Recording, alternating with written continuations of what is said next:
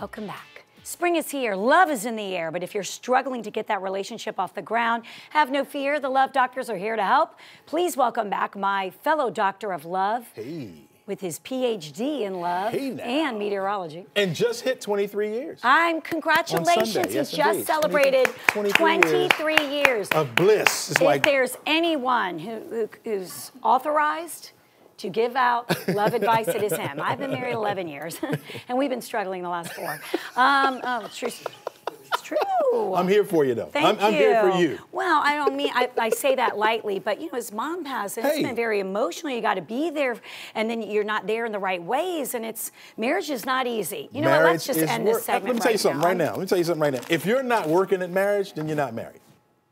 Amen. Let me just put that out there. I am working. I am putting in, I'm overtime. If you're not working at it, then you're not married. I'm putting in overtime, Chesley. All right, but enough about me.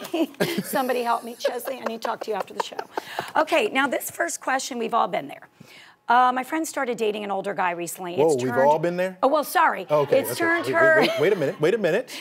It's turned her into a completely different person. She spends all of her time with him, never even answers my calls. How can I get through to her that this isn't a healthy relationship? Whoa. Okay, now there are a couple of leaps there, meaning... Yeah. Okay, an older guy, it's turned her into a different person. She hasn't stated how she's different, but apparently it's not good. And well, you answer first, because any relationship is going to change the way that you interact with your friends, okay, if you're committed to the relationship. True. I mean, it doesn't matter how old the guy is. Very true. If you're totally dedicated with this guy and it's a new thing and you like spending time with this guy, yeah, you're going to start spending less time with your friends. You're not going out as much. It's a natural thing. It's the way it should be. So I don't think the age really has to do with it. I don't think so either. She may be a little bit bitter, saying, oh, it changed her, she doesn't hang out with us anymore. No, she found somebody she wants to commit the rest of her life to right now, at least. That's what it sounds like. So yeah, give her that time. Give her that freedom to do that. I mean, she's not going to be married to you, friend. Yeah.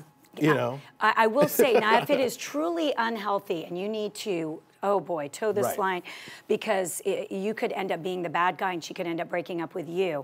If this is truly unhealthy, you have to pick a time and maybe and open up a conversation like, I feel like I don't see you, I miss you. You got to do it in a very loving way, because I've tried to do this once and the girl cut off all ties with me and then came back a year later saying, I'm sorry, you were right. Wow. But 1 year. Yeah, so we don't really know what the change is. If it's the change for worse, like you were saying, follow that advice. But if she's just liking this dude and hanging around him more, that's going to happen. I don't care how old he is. Exactly. So, yeah, just if it's truly not healthy, you know, talk to her. Otherwise, you got to know if she's really happy, it's not your call. In other words, friend, find yourself a man. No. Well, how did this happen, Lance? No. Find yourself a man. No, sorry. I was saying no to Lance. He says we only have time for one more. Oh, one more. I went on a blind date last week, and we instantly hit it off.